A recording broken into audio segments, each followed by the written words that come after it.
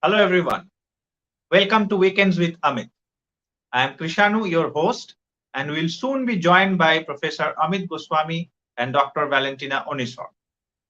Today's subject is the quantum science of meditation. That meditation is such a vital part of our life is no longer a secret. A lot of people practice it, and there are a few ways of practicing it. People try to impose their thing as the right thing, but these are all one way of looking at it. The other way of looking at it is through the lens of quantum science. And to do that, I will invite Professor Amit Goswami and Dr. Valentina Onisor on the show. Hello, everyone. Thank you Thank so you. much for being here. A very warm welcome to you. Today's subject is quantum science of meditation. So, meditation is no secret. A lot of people know it. A lot of us practice it in whatever way we can. But when we look at it through the lens of quantum science, what difference do we make? Or what kind of science is there behind meditation? What else that is important for us to know where I have not asked the question yet? All these things is what we are going to hear from Professor Goswami first. Thank you, Krishanu. Hello, everyone. Okay, meditation is a very familiar theme for all of our listeners, I suppose. Meditation has been known to people, especially people in the East, for millennia. Even in the West, it was discovered a little late, probably about 1200 AD. There was a book, a beautiful book, written by a Christian mystic called The Cloud of Unknowing. You will see that the idea of meditation is developed there. And of course, even today, thanks to many of the New Age movements, and of course, thanks also to spiritual traditions, Zen, TM, many gurus coming here, Sufi masters, they have also propagated the idea of meditation. Is it scientific to think that meditation takes us to a special state? This used to be a big scientific debate in the 80s when people started researching with actual people who meditate and examining their brain waves because the instrumentation was available right then. And they did many things with how meditation produces alpha waves. The ordinary brain waves are beta, high frequency between 13.5 hertz to about 35 hertz. That's called beta frequency. The frequencies are much lower when people meditate, comes to the range which is called alpha, about 7.5 to 13.5 hertz. So this kind of thing was discovered very quickly. And that told us something. Meditation slows the brain down. That's good information, by the way, because gives us a hint. One of the purpose of meditation then is to slow down the mind. And if the mind is slowed down, brain, which main job is to keep track of our thoughts, also would naturally slow down. That's something. And of course, many subsequent research has been done. The most recent research is revealing something wonderful. Maybe we'll get into that, but that requires really a separate webinar. But what is the scientific basis of it? Initially, the thought was, as I said, that this is a special state of consciousness. Obviously, it's not just one special state. Why is it so obvious? Because it's not just the alpha mode. Meditation can take you into even slower brain. Maybe the states change while we meditate. First, it's just slow down, and then maybe we reach special states. So those situations, those possibilities also is part of it. But main thing we now know. Basically, what meditation does, we now know. Valentina and I wrote a book, recent book called The Quantum Brain. You're all invited to read it. It's very wonderful to find out that the brain has a state, and the state is right in between what we call the quantum self, the state we experience, state of consciousness we experience in those rare moments when we are centered at the present moment. We look at a sunset, we get oceanic feeling, right? Expanded consciousness in those moments. Or you look at your dear one and your heart is full of love, those moments, quantum self. And then we have ordinary consciousness, ego. Neuroscientists first discovered that there is a 500 milliseconds time gap between the two experiences. Ordinary experience, we catch only after that time has passed, since the first possibility of a collapse of possibility into actuality that would have given the quantum self experience. Most often we miss that. But it's there. And special cases we have it.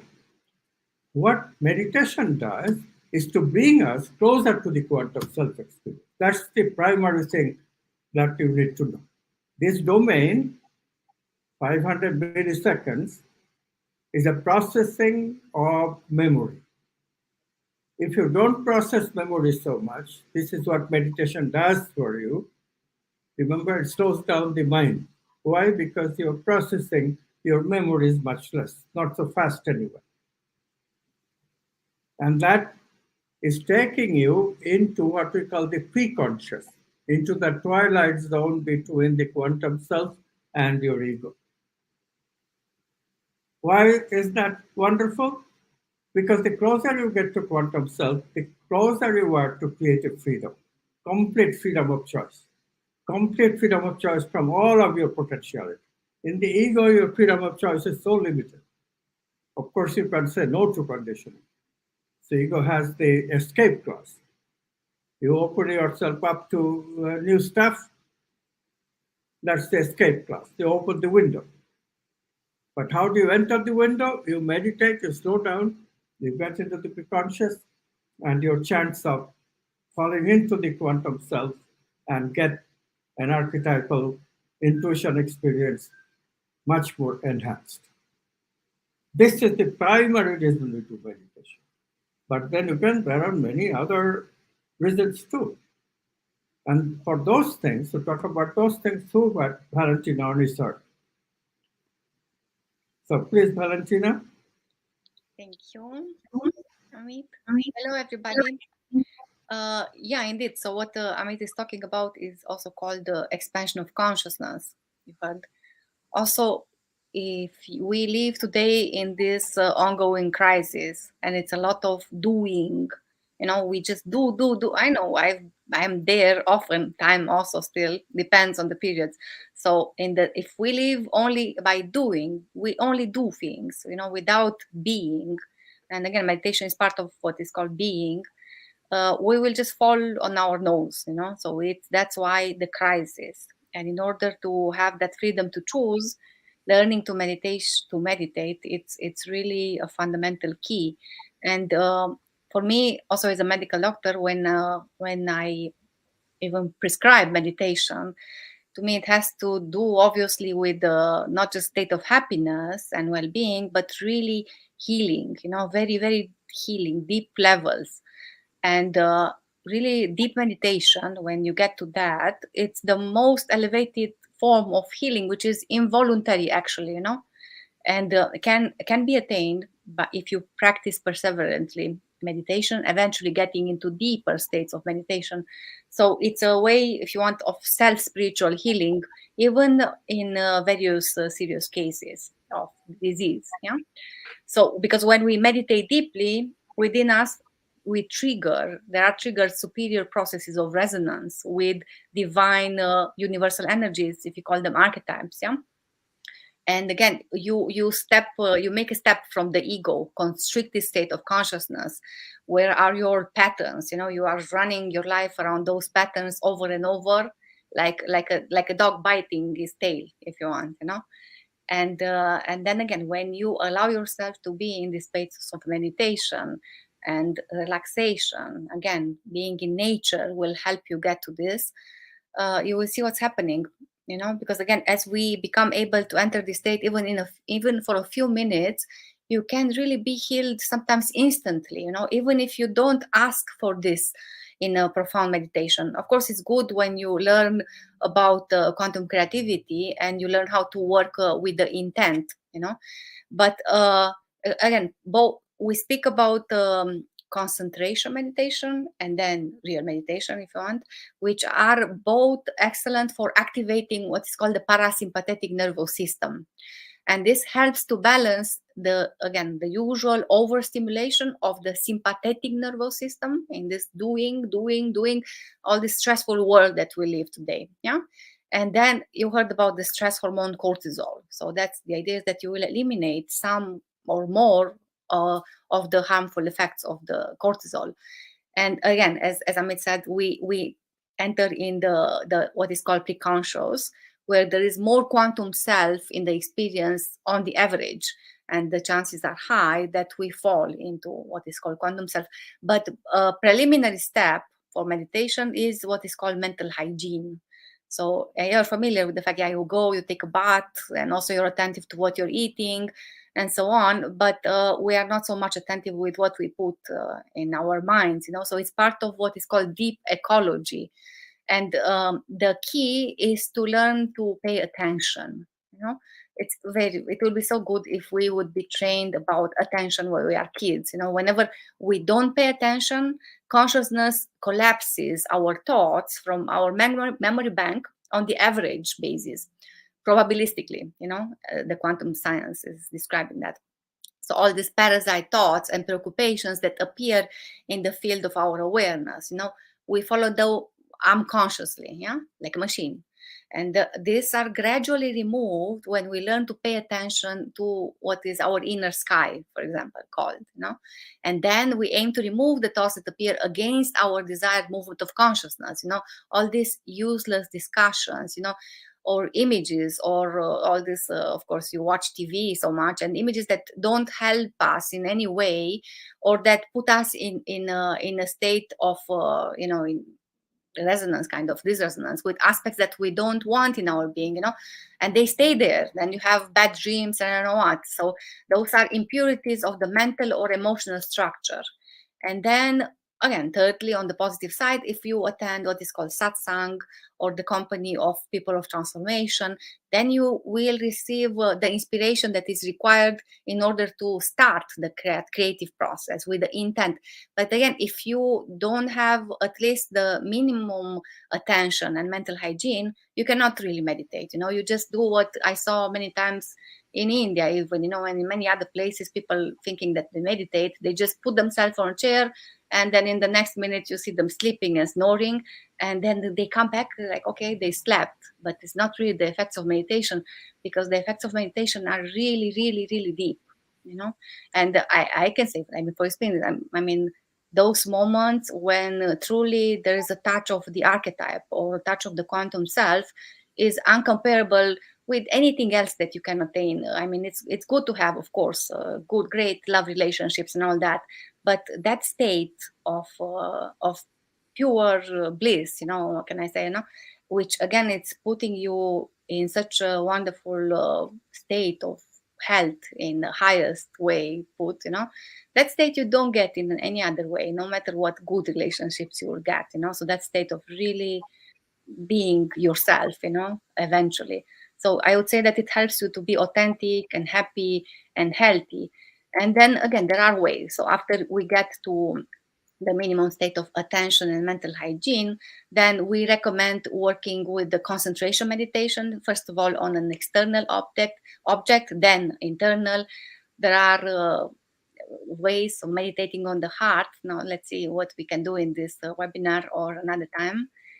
But again, it should be part of our what we call routine, to give ourselves, at least in the morning and in the evening, at least 15 minutes, if not more, of meditation. But again, there is a way. So first of all, as I said, it's important to take care of the mind and get to what is called mental hygiene. And then you have to learn how to work with the vital structure, and I would also recommend practices of yoga, tai chi, or qigong, because learning to work with vital creativity has to be done before you work with mental creativity. So it's something to consider. We, of course, we have this kind of trainings in our university, but you may also be already part of such trainings. Amit?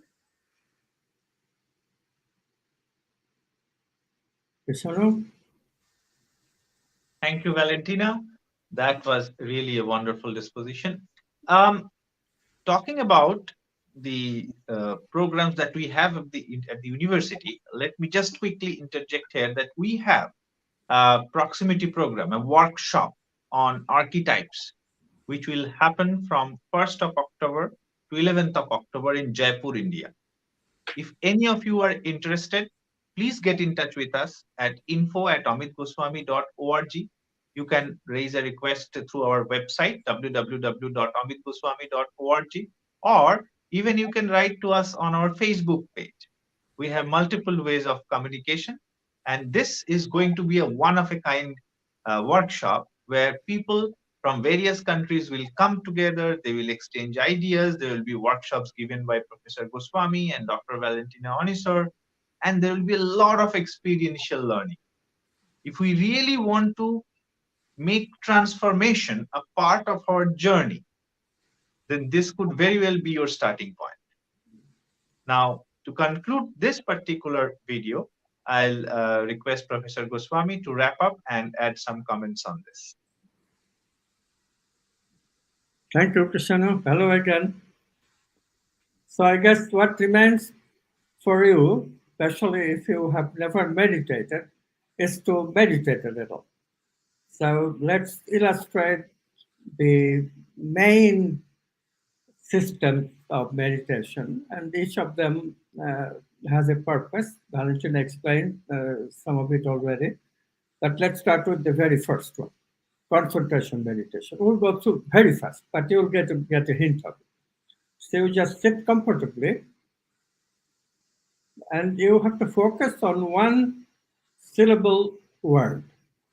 This one syllable word is called mantra.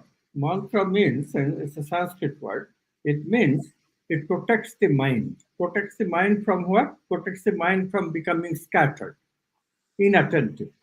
So it's a skill for focusing or attention. In Sanskrit, it's called dharana, concentration. We hold the consciousness on that mantra. They choose the mantra which is the simplest one, but very, very good one to find from experience. Om. Om. O-M. Om.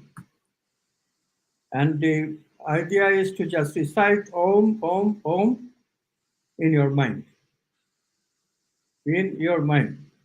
You can start aloud and then gradually make it silent. We'll do just for 1 minute. Okay? If your mind gets distracted, you won't know it.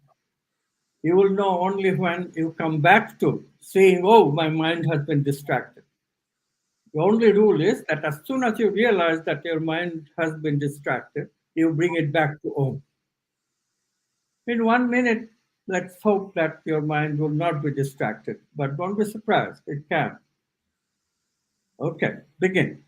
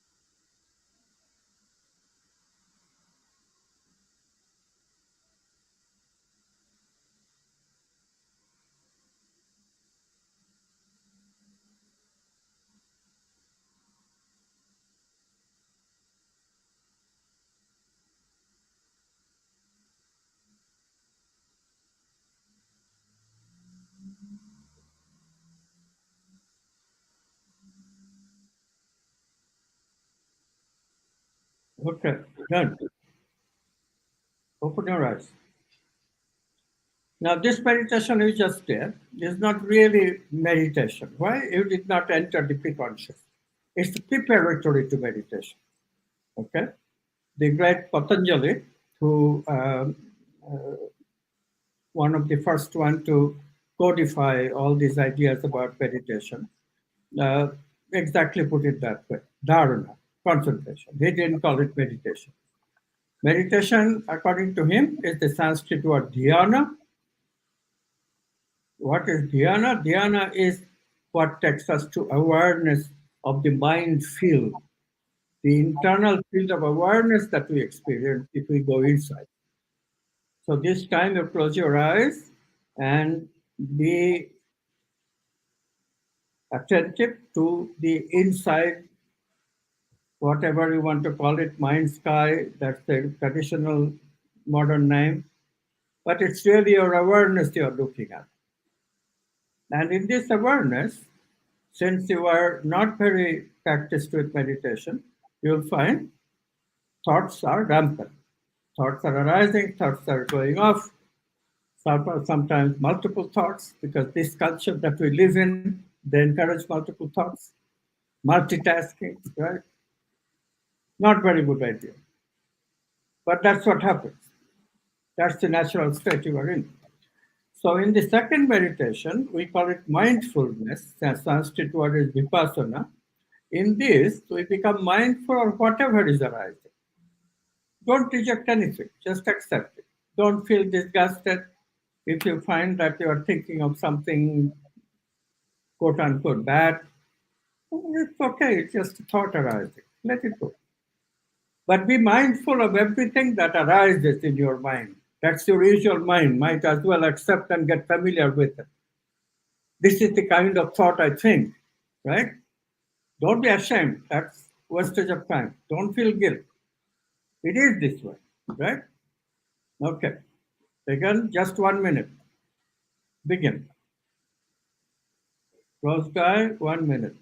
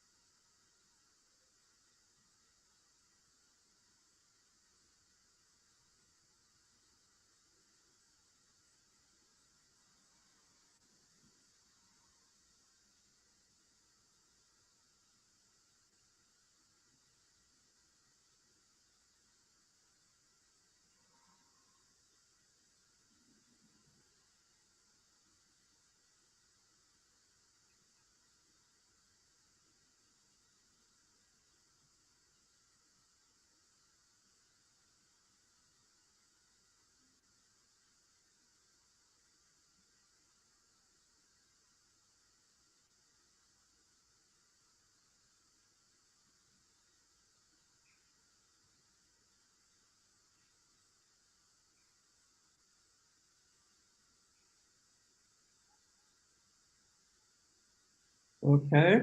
You can open your eyes.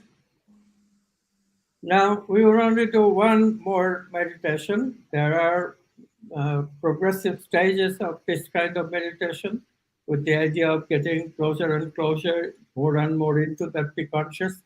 But we don't do it because you simply are not ready for that if you are really beginning to meditate. The next one itself may be a little hard because this one presupposes that you have done some mindfulness meditation and you have done some concentration meditation. Both of them will slow down your mind. If your mind is enough slow, If you readily get into that alpha state, then what happens is that the thoughts are slow enough to come into our mind field, mind sky, so that you can look at them individually. They come, they stay for a bit, and then they go away. Your challenge is not to become identified with a particular thought. Just this is just a passing cloud. It will come, it will stay a while, and then it will pass away. Just let it go away. Don't get attached to it. This one, since this is a very important meditation, this is what Patanjali called meditation. This is what quantum science also accepts. This is what gets us into the pre-conscious. So this one we call awareness meditation. We are aware and we are watching even ourselves watching the thought, because that's what it's about ultimately. Getting familiar with the subject. Who is the experiencer? So watch it and also keep track of the person who is watching. In other words, witness your watching. Okay?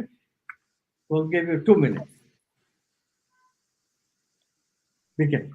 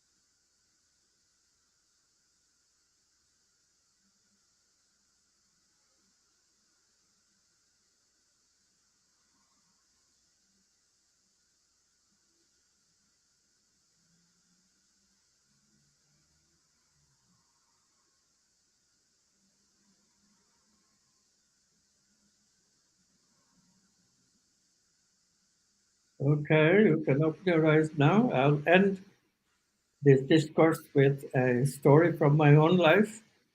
I was in a great state of having been invited to my first international conference on consciousness.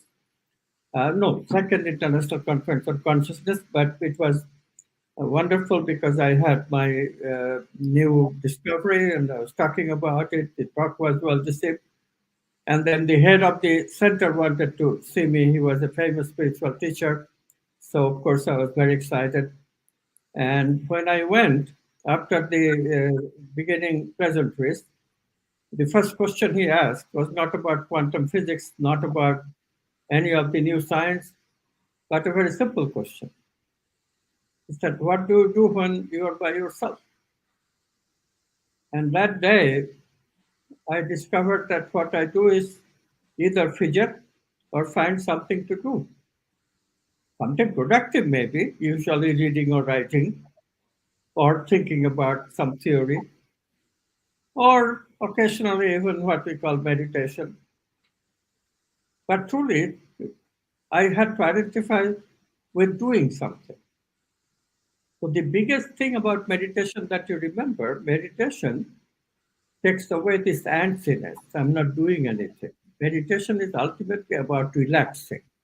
When we relax, we are into that, be conscious in a natural.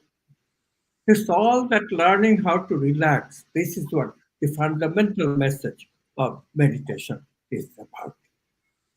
Thank you. I hope it helped. Definitely. Thank you so much. These three meditation practices, short but very important for any beginner of meditation. Just to do these three over a longer period of time will prepare the person in a much better way. And then the person can go deep and learn more. And as I said before, if there is any question, even with meditation, if you want to know any specifics, please let us know. We will help you out. Uh, Thank you so much, Professor Goswami and Dr. Onisor. This has been a very, very useful show, I believe, for our viewers. And next week, we are going to come up with something more exciting.